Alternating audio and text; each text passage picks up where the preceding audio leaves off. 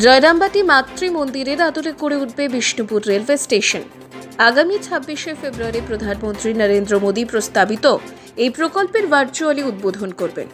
শনিবার এই খবর জানিয়েছেন বিষ্ণুপুরের সাংসদ সৌমিত্র খাঁ। এদিন তিনি এই প্রসঙ্গে বলতে গিয়ে আরো বলেন, বিষ্ণুপুরে লোকসভাতে প্রায় 11খানা সেন্ট্রাল কাজ হয়েছে। রেলওয়ে ওভারব্রিজ হোক, মশাগ্রাম কানেকশন, বিষ্ণুপুর জয়রামবাটি রেল লাইনে 222 কোটি টাকা স্যাংশন, সারেশ্বর মন্দির।